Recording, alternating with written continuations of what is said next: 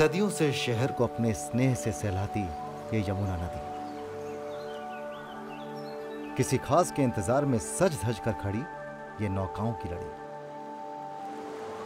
ये घाट की सुंदर छवि जहां पर हर भक्त ने अपने भगवान से अपने मन की कही, जहां राधे राधे से स्वागत हो और राधे राधे से ही रुखसत हो। वो शहर किसी परिचय का मोहताज नहीं, जिसकी हर धड़कन में कृष्ण हो। केशवा माधवा गोपाला मधुसूदना, गोपाला मधुसूदना,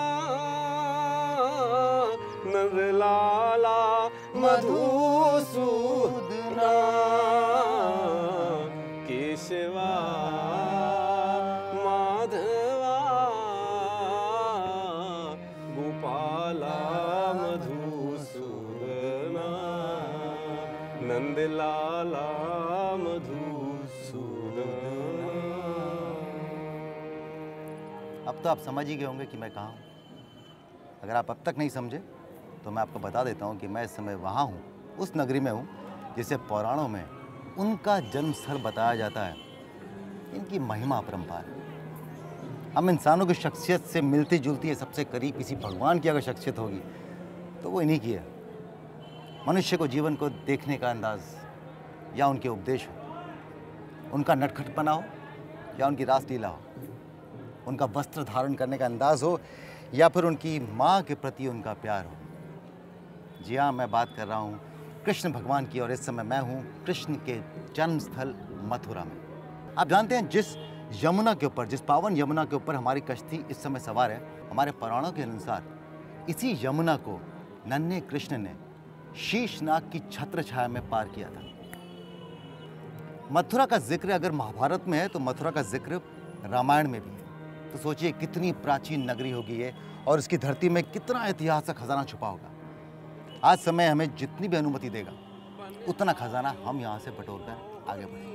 बनवारी बन आयो रे, हारे बन आयो रे, हम बे बन आयो रे, हारे बन आयो रे, हम बे बन आयो रे, बन आयो मोहनी बनवारी बन आयो रे। कहाँ छोड़ी रे यान लकुट कमरिया, कहाँ छोड़ी रे यान लकुट कमरिया, कहाँ छोड़े बछड़ा बछिया लाला, कहाँ छोड़े बछड़ा बछिया बन आयो रे।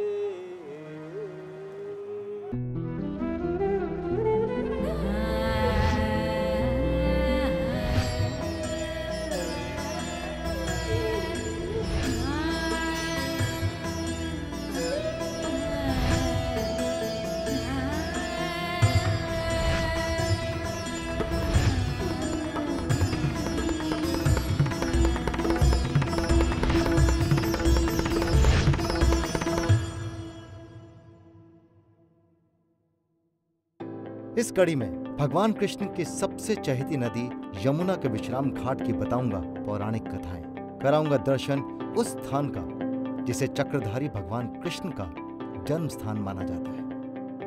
मथुरा के मशहूर पेड़ों का जानूंगा राज, देखेंगे कैसे नमामि गंगे मथुरा में एक नई तकनीक से कर रहा है जल संरक्षण। अतीत के रंगों में वशीभूत कर देगा मथुरा संग्रहालय। भगवान कृष्ण के बाल रूप के दर्शन होंगे बांके बिहारी मंदिर में। जाऊंगा कृष्ण की रासलीला जानने निधि वन में। इस्कॉन के मंदिर में होगी मुलाकात देश विदेश से आए भक्तों के साथ और एक शाम यमुना पर कृष्णा की बांसुरी के साथ। कृष्णा नगरी मथुरा राजधानी दिल्ली से लगभग 183 किलोमीटर की दूरी पर स्थित है।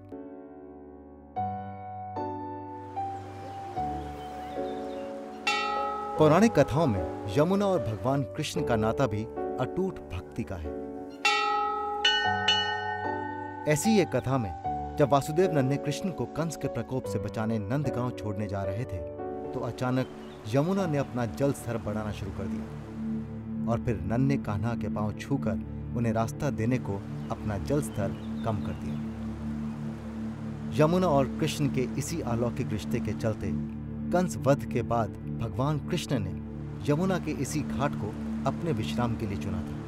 इसी मान्यता के चलते ये घाट विश्राम घाट के रूप में जाना जाने लगा। और मथुरा में जो 25 घाट हैं उनमें से ये सबसे प्रमुख है। ऐसी जगह कम ही होंगी जहां सब कुछ भगवान को समर्पित हो, फिर चाहे आंखें मूंदे भक्ति में लीन भक्तजन हो या फिर बाजार में बाल गोपाल लड्डू गोपाल की मन भावन मूर्ति। सब कुछ देवकी नंदन का और सब कुछ उनको अर्पित। और ये मेरे पीछे है मथुरा के खजाने का ऊपरी केंद्र, एपिसेंटर। महाभारत का वो सारथी जिसने इस ऐतिहासिक रथ पर बैठकर अर्जुन को जीवन का ज्ञान दिया था, आज इतनी सदियों के बाद भी लोगों का मार्गदर्शन कर रहा है। उन्हीं पुराणों के अनुसार उस सारथी का कृष्ण का जन्म यहाँ हुआ था। अब कृष्ण की जन्मस्थली में मेरा सफर यहाँ से शुरू होना तो लाजमी है।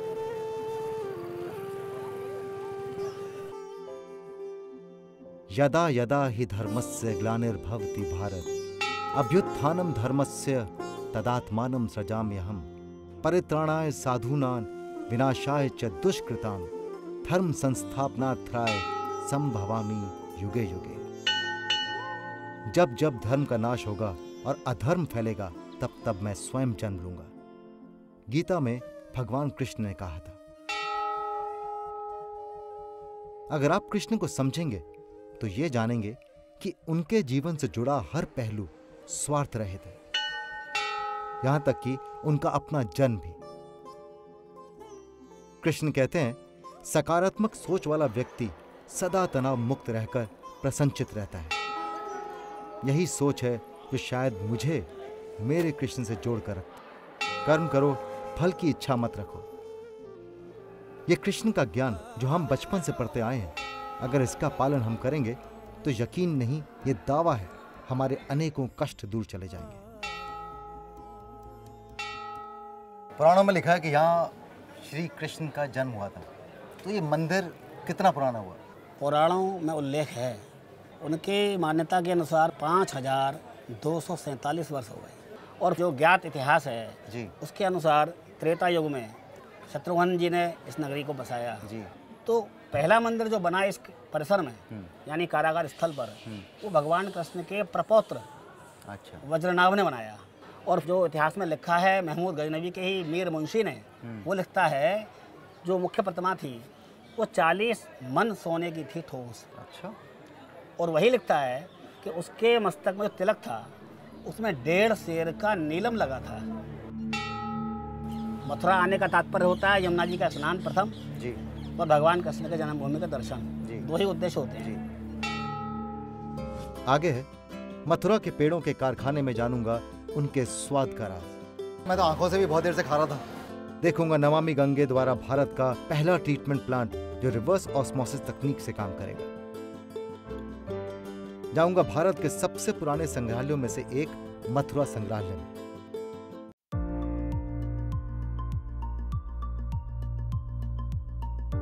मथुरा में कुछ गलियां ऐसी हैं जहां एक खुशबू आपको अपनी तरफ पर बस खींचती है। अगर आप उस खुशबू के पीछे जाएंगे तो खुद को मशहूर मथुरा के पेड़ों के नजदीक पाएंगे। तो मैंने आपको मेरठ में बचपन की यादों के बारे में बताया था। ऐसी मेरी बचपन की एक याद है कि जब भी ट्रेन इस क्षेत्र से गुजरती थी, हमें मथुरा स्टेशन का बहुत बेसब्री से इंतजार रहता था। दरअसल मथुरा स्टेशन से ज्यादा मथुरा के पेड़ों का इंतजार रहता था। 10 मिनट मिलते थे उन पेड़ों को खरीदने के लिए। तो अब जब मैं मथुरा में हूँ और रग रग में गंगा का बोलबाला है, तो मैं मथुरा में पेड़े की दुकान पे नहीं, पेड़े की फैक्ट्री पहुंच गया, ये जानने के लिए कि आखिरकार बात क्या है इन पेड़ों में, क्या जाता है इनकी रेसिपी में कि लोगों की ट्रेन छूट जाती है इन पेड़ों के चक्कर में। यार क्या बात है कि इतने सालों से मथुरा के पेड़े इतने मशहूर हैं? मथुरा के पेड़ों की मान्यता इसलिए है बिकॉज यहाँ पर कृष्ण जी को भोग पेड़ों का चढ़ता है। दूध दही मक्खन तो हम सब ने चुना ही है, but peda is something which serves like a delicacy to lord Krishna. So उसकी एक अहमियत है जो कई सालों से चलती आ रही है। एक अहमियत है, लेकिन एक स्वाद भी है। बिल्कुल है। वो स्वाद नहीं बदला जरा सा भी। सर स्वाद इसलिए नहीं बदला है बिकॉज रॉ मटेरियल आज भी हम प्योर से प्योर फॉर्म में प्रोक्योर करते हैं। इंग्रेडिएंट्स कोई ऐसे बहुत ज़्यादा आउट ऑफ द वे नहीं है। It is just milk and इलायची शुगर, वेरी बेसिक। इलायची, दूध, शुगर, जी। 3 चीज़ों से पेड़ा बनता है और पता नहीं 3 दशकों से लोगों को दीवाना बना के रखा हुआ है। बिल्कुल। कितना पेड़ा बनाते हो एक दिन में? बना लेते हैं, करीब टनों में बना लेते हैं। टनों में? हाँ जी। फेस्टिवल्स के टाइम पे ज़्यादा कंजम्पशन होता है, वीकेंड्स पे ज़्यादा होता है। व्हेन देयर जब यहाँ टूरिस्ट फुटफॉल होता है तो पेड़े की कंजम्पशन बढ़ जाती है। जो हिंदुस्तानी बाहर होते हैं हाँ जी, जिन्हें मथुरा के पेड़े खाने होते हैं उन तक भी पहुंच जाते हैं। जी जी, उनको उनका पेड़ों का मथुरा का स्वाद खींच लाता है और नहीं खींच पाते हैं बेचारे तो हम उनको एक्सपोर्ट कर देते हैं। चलिए तो एक राउंड मारते हैं फैक्ट्री में, देखते हैं कि पेड़े बनते कैसे हैं। तो ये खोया बन रहा है? हाँ जी। ये सब खोया बनाते हो? ये मतलब पहले ये स्टेज होती है उसके बाद ये सब पकना शुरू होता होगा? हाँ जी, जैसे जैसे प्रोसेस बढ़ता जाएगा प्रोडक्ट ब्राउन होता जाएगा। तो वहाँ खोया बना, उसके बाद हम इसमें यहाँ मिक्स करते हैं। मिक्स करने के बाद ये फिर ये प्रोसेस। अच्छा, तो ये मतलब ऑलमोस्ट फाइनल प्रोडक्ट है? फाइनल प्रोडक्ट है, वी लेट इट ड्राई, हाँ। Cool down a little bit. हाँ। कूल होने के बाद then we take it for processing, जहाँ हम हाथ से बनाते हैं। ये मिठाइयों का गढ़ है सर, यहाँ पे 100 तरह की मिठाइयाँ बनती हैं और मैं अब आपको पेड़ा टेस्ट कराने जा रहा हूँ। ये आया फाइनल पेड़ा। जी, I hope hi like it sir, मतलब मैं तो आंखों से भी बहुत देर से खा रहा था। क्या कहूँ मैं बताऊँ आपको एक बात, अब समझ में आ रहा है कि क्यों वो ट्रेन छूटने पे अफसोस नहीं होता। ट्रेन तो दूसरी मिल ही जाएगी, ये पेड़े दूसरे नहीं मिलेंगे कहीं। वी कॉल इट डिवाइन पेड़ा। या totally There's a divine, reason behind it. Absolutely, it's yummy, it's wonderful. अगर किसी शहर में हर रोज लाखों श्रद्धालु आएंगे तो उस शहर की यमुना के पानी को साफ रखना निश्चित तौर पर एक बहुत बड़ी चुनौती होगी। इसीलिए मथुरा में नमामि गंगे 30 mld क्षमता का नया सीवेज ट्रीटमेंट प्लांट यानी एसटीपी बना रहा है। इसके साथ साथ 3 मौजूदा एसटीपीज जिनकी क्षमता 37 mld है उनको और ज्यादा बेहतर कर रहा है। इस तरह से मथुरा में सीवेज ट्रीटमेंट की क्षमता बढ़कर 67 mld की हो जाएगी। यहाँ 20 mld क्षमता का टर्शरी ट्रीटमेंट प्लांट यानी टीटीपी बनाया गया है। नमामि गंगे योजना के तहत ये पहला हाइब्रिड एन्युटी तकनीक से बना प्रोजेक्ट है जो ट्रीटेड वेस्ट वाटर को फिर से उपयोग करने लायक बनाएगा। फिर इस साफ पानी को इंडियन ऑयल रिफाइनरी को दिया जाएगा। इससे यमुना के पानी का बखूबी संरक्षण होगा। ये परियोजना एक आदर्श पहल है और अनुमान है कि इस साल के अंत तक ये परियोजना पूरी तरह से कार्यरत हो जाएगी।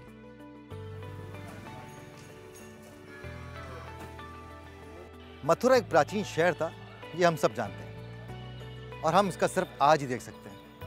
अब इसका बीता हुआ कल कैसा था, प्राचीन मथुरा कैसा था, इसका अगर आपको अंदाज़ा लेना हो तो यहाँ मथुरा संग्रहालय में आना पड़ेगा, क्योंकि यहाँ प्राचीन मथुरा के कुछ अवशेष मौजूद हैं। और मैं आपको बता दूं कि ये मथुरा संग्रहालय भारत के कुछ सबसे पुराने संग्रहालयों में से एक है। हमारा इतिहास और हमारी सभ्यता को दर्शाती मथुरा संग्रहालय की ये खूबसूरत कलाकृतियां आपको समय के उस दौर में ले जाएंगी जो कभी हकीकत था पर आज कल्पना से भी परे है। अच्छा, ये म्यूजियम सुना है मैंने बहुत पुराना म्यूजियम है। जी, इसकी स्थापना 1874 ईस्वी में श्री एफ.एस. ग्राउज महोदय, जो कि उसमें जिलाधिकारी थे यहाँ मथुरा के, उनके द्वारा ये स्थापना की गई। मतलब 1874 में? 1874 में। तो मुझे किसी ने बताया था कि इसमें जो अवशेष जो मिले हैं ये बहुत ही प्राचीन काल के हैं। हमारे पास प्री हिस्ट्री काल से मिलना चालू होते हैं और मध्यकाल तक के एंटीक्विटी मिलते हैं। कुषाणा, शुंगा, ये सब काल के, फिर गुप्ता काल के एंटीक्विटी मिलते हैं। जो सबसे फेमस है यहाँ के जो मथुरा कला जिसके कुषाण काल के पुरावशेषों से फेमस है। क्या बात है, तो इसके बाहर तो बहुत सिक्योरिटी होनी चाहिए, ये तो खजाना है। ये तो जी जी जी जी जी लोग बैंकों में जाके डाका मारते हैं, डाका तो यहाँ मारना चाहिए क्योंकि तो चलिए एक काम करते हैं, इन कलाकृतियों को करीब से देखते हैं। जी जी, एक कुषाण सम्राट महाराज कनिष्क की मूर्ति है जो कि कुषाण काल में कनिष्क सबसे प्रतापी राजा था। मैंने पढ़ा ये इतिहास है, फर्स्ट सेंचुरी में। फर्स्ट सेंचुरी एडी, आज के लगभग 2000 वर्ष पहले की। बहुत वजनदार होगी। जी जी जी जी, इसीलिए डाका नहीं मारते लोग यहाँ। जी, इनकी जो कलाकृति है ये कम से कम कुछ टनों में जाएगी। जी जी जी जी। ये कौन सम्राट है? जो अभी आपको बताया कुषाण सम्राट कनिष्क के फादर। अच्छा एक बात बताइए, ये मेरी एक जिज्ञासा है कि उस समय के जो लोग थे वो 7 फुट 8 फुट के हुआ करते थे, बिकॉज इतनी बड़ी मतलब विशाल कलाकृति है ये। पृथ्वीराज चौहान के बारे में सुना मैंने, वो हाँ, वो बहुत लंबे चौड़े। महाराणा प्रताप को देखिए, महाराणा प्रताप 7 फुट के थे। हाँ, तो ये हम धीरे धीरे हमारा कद घटता गया, दिमाग बढ़ता गया। ये देखिए कितनी खूबसूरत कलाकृति है। कब की है ये भी फर्स्ट सेंचुरी एडी की है। फर्स्ट सेंचुरी कुषाण काल की है। ये बोधिसत्व की प्रतिमा है। तो इसका मतलब कुषाण काल में जो कलाकार थे, हाँ। वो ये खास कला होगी उस समय की, नहीं? जी जी जी, वो खास कला, मथुरा कला उस समय खास कला थी। ये लाल बलुए चित्तीदार बलुए पत्थर से बनी है, जो कि मथुरा कला की पहचान है। जी, यहाँ कॉलेज के बच्चे वगैरह पढ़ने भी आते हैं, मतलब देखने के लिए आते हैं, हाँ, जो रिसर्च करते हैं, PhD करते हैं, जो रिसर्च करते हैं। यहाँ तक कि इंडियन नहीं, फॉरेनर भी आते हैं हमारे यहाँ। सुबह से लेकर शाम तक उनको एक एक मूर्तियों की स्टडी करते हैं। उनको इतना मथुरा कला से लगाव है। अच्छा, जो ये मूर्तियाँ हैं, जो ये कलाकृतियाँ हैं, ये सब मथुरा में मिली हैं? हाँ, मोस्टली मथुरा में मिली हैं और उसके आसपास जो ब्रज क्षेत्र है उनके पूरे एरिए से मिलती है हमको। ये गंगा की प्रतिमा है जो कि 6वीं सदी ईस्वी की है। और इसमें आप देख सकते हैं मकर दिखाई दे रहा है, जिससे कि हम पहचानते हैं गंगा की है। मकर मतलब मगरमच्छ, मगरमच्छ जो उनका वाहन था, क्रोकोडाइल। आज के लगभग 1400 वर्ष पुरानी मूर्ति है। तो गंगा है तो यमुना भी होंगी? ये यमुना की मूर्ति है, उसमें द्वार स्तंभ के रूप में है और उनको आप कच्छप वाहिनी के रूप में देख सकते हैं। नीचे इनका वाहन कछुआ है, जिससे कि पहचानी गई यमुना की मूर्ति है। ओह, अच्छा, आप इस संग्रहालय की देखरेख करते हैं। अगर मैं आपसे पूछूं कि आपकी सबसे पसंदीदा कलाकृति कौन सी है? जी, हमारी सबसे पसंदीदा कलाकृति जो गुप्त काल की भगवान बुद्ध की मूर्ति है, जो कि अभय मुद्रा में खड़ी थी। ये आपकी नहीं है, देखने के बाद मेरी भी फेवरेट हो गई है। उनका एक हाथ टूट गया है। हाँ। और देखने से लग रहा है कि कोई महात्मा, कोई भगवान गार्ड की मतलब अर्धनेत्र खुले हुए। हाँ जी, और सबसे कमाल की बात इस कलाकृति की ये है कि ऐसा लगता है कि कपड़े पहने हुए और है तो लेकिन एक ही पत्थर। जी, फिर भी ऐसा लगता है कि ऐसे वो पारदर्शी, जो आपने कहा शब्द, जी, जी। बहुत सुंदर।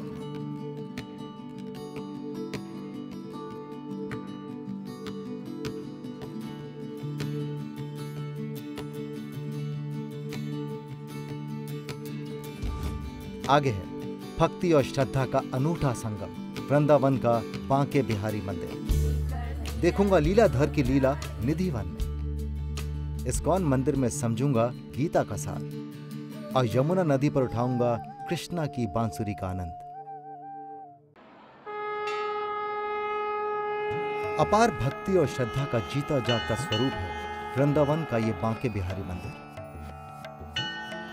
इस मंदिर की मान्यता इतनी है कि रोज मंदिर के कपाट खुलते ही हजारों की संख्या में भक्ति रस में डूबे भक्त भगवान कृष्ण के बाल रूप के दर्शन को उमड़ पड़ते हैं। हर मां बाल गोपाल के इस रूप को अपने मन मंदिर में बसाकर यही प्रार्थना करती है कि मेरे घर भी बाल रूप की ऐसी ही छवि आए। 1864 में बांके बिहारी मंदिर अस्तित्व में आया और तब से ही ये वृंदावन का मुख्य आकर्षण है। बांके बिहारी से वृंदावन है या वृंदावन से बांके बिहारी, इन दोनों को कभी जुदा नहीं किया जा सकता। हमारे पुराणों की माने तो भगवान कृष्ण की ऐसी महिमा है कि उनके उम्र के हर पड़ाव की पूजा की जाती है। जैसे ये बांके बिहारी मंदिर, जहां कृष्ण के बाल स्वरूप की पूजा की जाती है।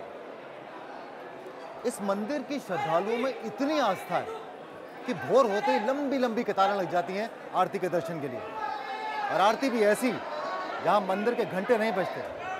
इस बात का ख्याल रखा जाता है कि कहीं मंदिर के घंटों से बाल कृष्ण घबरा ना जाए। मैं तो बस इतना ही कहूँगा कि इतना ही ख्याल अगर हम अपने पड़ोसियों का रख लें तो बाल कृष्ण का आशीर्वाद दुगना मिलेगा, यकीन से। बांके बिहारी मंदिर में बाल रूप के दर्शन करने के बाद अब बारी थी युवा कृष्णा की झलक देखने की। अगर बाल कृष्ण की पूजा बांके बिहारी मंदिर में होती है तो युवा कृष्ण की रासलीला यहाँ निधिवन में देखी जाती है। ऐसा कहते हैं अब भी हर रात कृष्ण राधा और गोपियों के साथ में यहाँ रासलीला मनाने आते हैं। लीलाधर की लीला अजब। भक्तों के लिए कृष्ण का हर रूप उन्हें मोहित कर ही लेता है। हजारों सालों से कृष्ण के भक्त उनका नाम लेकर नाचने लगते हैं।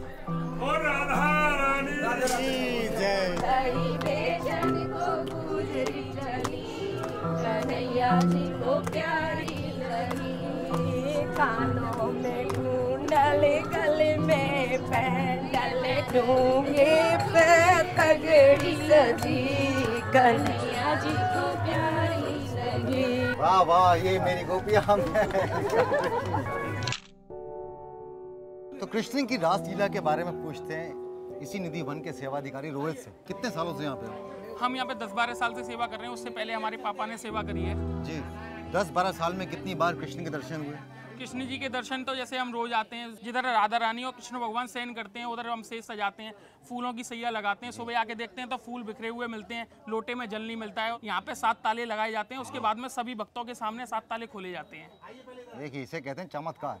तो यहाँ पर कहते हैं हर रात को कृष्ण आते हैं और रासलीला करते हैं। जितने भी आप वृक्ष देखोगे 16,108 वृक्ष माने जाते हैं। भगवान कृष्ण की गोपियाँ आती 16,108, तो एक एक कृष्ण एक एक गोपी बन के यहाँ पे रात में रास करते हैं। ये वृक्षों में एक खास बात है, आप नीचे से देखोगे एक जन निकलती है, ऊपर जाते जाते 2 हो जाती है। चलिए उन वृक्षों से मिलते हैं जो इससे पहले कि वो गोपियाँ बन जाए। ये सब ठाकुर जी के समय के वृक्ष हैं और इनका कद नहीं बढ़ता, इनका कद नहीं बढ़ता। ये बढ़ते भी हैं तो नीचे की तरफ बढ़ते हैं। ये जो ब्रज रज है यहाँ पे ठाकुर जी खेले हैं, यहाँ ठाकुर जी ने रास किया है गोपियों के संग में, उस वृक्ष को नमन करते हैं। बताइए अब क्या कहूँ मैं, ये माया है, चमत्कार है, लेकिन जो भी कुछ है कितना खूबसूरत, सोच कितनी खूबसूरत है ये। चलिए मैं कुछ देर गोपियों के साथ भ्रमण कर लूँ। हाँ बिल्कुल बिल्कुल। वृंदावन में पाए जाने वाले ये वृक्ष वृंदा तुलसी के नाम से जाने जाते हैं। कृष्णा से भी जुड़ी हर पौराणिक कहानी गजब है। ऐसा रास वो रचाते हैं कि आप बस कल्पना करते ही रह जाते हैं। किसी भी पेड़ को देख लीजिए तो ऐसा लगता है कि वाकई गोपियाँ नृत्य की मुद्रा में खड़ी हैं। अभी इनमें जान आ जाएगी और ये नाचना शुरू कर देंगे। भगवान कृष्ण की भक्ति पूरे विश्व में विद्यमान है। शांति की खोज में international society for Krishna foundation यानी इस्कॉन के मंदिर में दुनिया के हर भाग से भक्त आते हैं। इस्कॉन की स्थापना 1966 में हुई थी और आज विश्व भर में उनकी शाखाएं हैं। यहाँ मेरी मुलाकात हुई इस्कॉन के को-फाउंडर्स में से एक से, जिन्होंने मुझे बताया गीता का सार।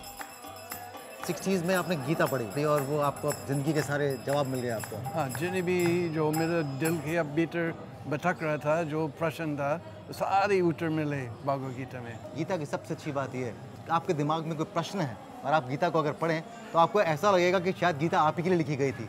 सारी समस्याओं का समाधान आपको उसी गीता में मिलेगा। And one thing that I personally have learned in this trip of hours is that every problem starts from here and every solution also resides here. Yes. Right here. Yeah, Krishna says the uncontrolled mind is our enemy, controlled mind is our friend. आपका मन आपका दुश्मन भी है, आपका मन आपका सबसे अच्छा दोस्त भी है। अब ये आपको तय करना है कि उसे दोस्त बना के चलना है या उसे दुश्मन रख के आगे बढ़ना है। मैं जानता हूँ गीता एक बहुत बड़ा सब्जेक्ट है, पर ऐसी क्या बात थी जो आपको खींच लाए? Basic was that I was looking for happiness and that we get from reading Bhagavad Gita and from chanting the Hare Krishna mantra. Bhagavad Gita was written in 200-400 BC. Do you think it is still relevant? Well, nothing has changed. Everybody is still being born, growing old and dying. Nothing has changed. And nobody wants to die, nobody wants to grow old. These are the problems of life. We want to be eternal and actually the soul is eternal. तो इनका ऐसा कहना है, हम चाहते हैं कि हम हमेशा अमर रहें और हकीकत तो ये है कि हमारी जो आत्मा है वो दरअसल अमर ही है और इन सारी बातों का जिक्र वर्णन हमारी गीता के अंदर है। How to live in this world but not be of this world. Hare Krishna, Krishna Krishna, Hare Hare, Hare Rama, Rama Rama, Hare Hare. Mathura की धरती पर ढलता सूरज और बांसुरी की तान।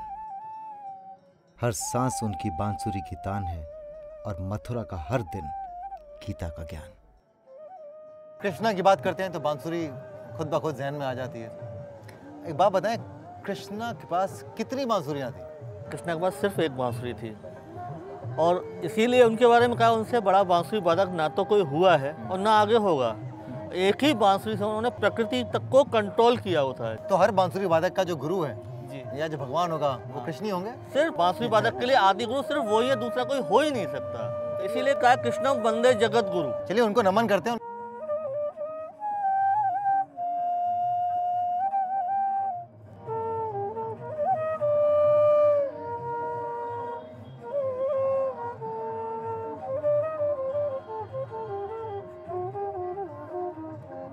ब्रज की इस भूमि के पानी में, वायु में, खाने में, शोर में सिर्फ कृष्णा ही कृष्णा है।